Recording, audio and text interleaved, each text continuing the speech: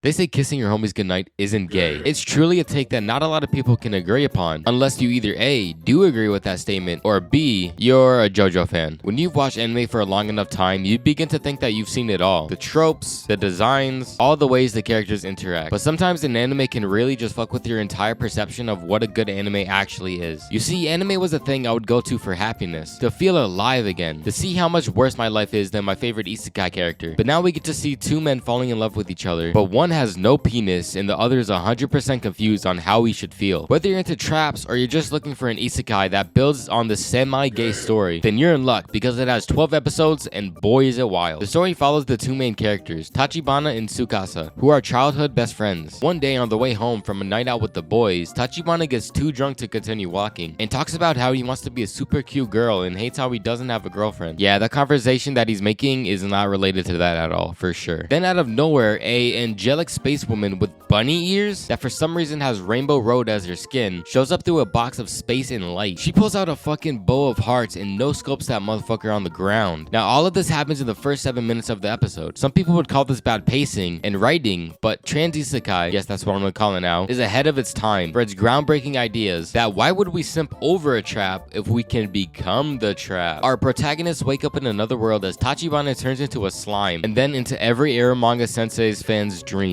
A lolly. Of course my dude doesn't believe it's actually his best friend in there, but alas it is. For whatever reason, the goddess of Skittles says they were brought here to defeat the Demon King because the world is on the brink of destruction. Excuse me, what? Why in the fuck would you give the nerdy ass guy the body of his dream woman? Also, that's his dream woman? What the fuck, dude? And alright, this bitch is the puppet from FNAF. Bro, what the fuck? This guy turns into a woman and immediately falls for his best friend? Why wasn't he attracted before the change? How is he flustered from a guy looking into the sky? Aw, what a cute fat bunny. Why would you guys run from it? Holy fucking shit, that is a demigorgon. Also, for whatever reason, Tachibana is Goku, bro can just one punch a demon rabbit that can fire out Piccolo's death beam. Do you want to know who can also punch a hole into something? That's you, and instead of the deadly monster rabbit, you should punch a hole into the subscribe button. It only takes a second, give it a try. But anyway, in life there are 3 rules: death, taxes, and overpowered main characters in isekai. But don't you worry, we'll see much more of this in action, especially when it comes to saving the other dude. Now, having to hear the narrator in English is actually the same voice actor as Ainz. It's pretty funny just imagining Ainz Ogon just in his castle thinking about all this while he's narrating it. Going from super cold from the outside to dying of almost busting constantly on the inside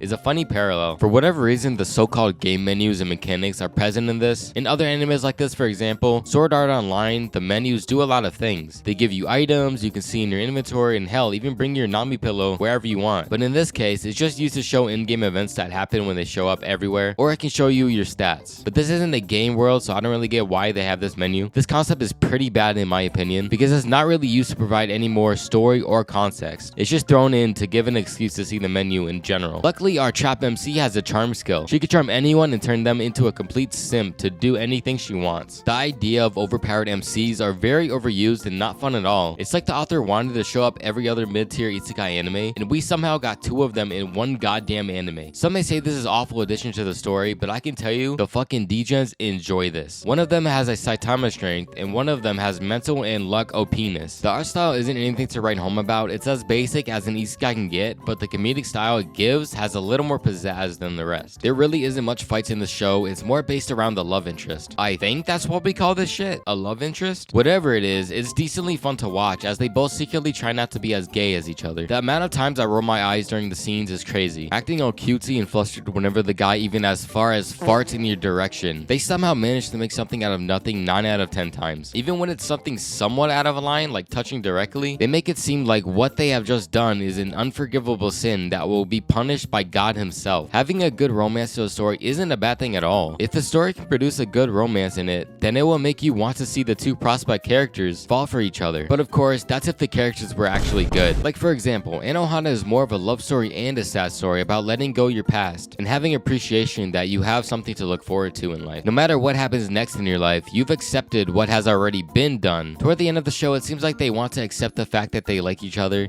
and at this point, I say the hell with beating around the bush. Just fuck already, man. I don't give a shit. In trans anime, we have 2 dumbasses with horrible personalities. One with a fake ass high and mighty manly man attitude. He tries to look super suave when anything happens at all. If he got confronted by the IRS for tax evasion, he would definitely look at the camera like, And his fake sidekick girl would come all over the place saying how hot he was and how she didn't realize before. Other than the romance side to it, it's got a good comedic timing and story to it. Some of the side girls are crazy as hell, like the elf who thinks super highly of herself, thinking she got everything because she is the most beautiful thing to grace the people's poor, gross, disgusting eyes ever, even though people bow and praise her only because she is scary when mean. The fact that he can just swipe away a big powerful attack from a goddamn villain going try hard tells you what kind of shit this is. It won't be a story of seeing the main characters grow as people and overcome their weaknesses. It's really about two grown men trying not to lose at the chicken game, but I have a feeling they want to lose the chicken game. They'll end up trying to see who would finish first as a friendly bro mini game. That's pretty much all the show has to offer. A little bit of goofs and a little bit of gaffs. Some etchy and fan service, but nothing to write home about. Take that advice from me and stick to the high school DxD.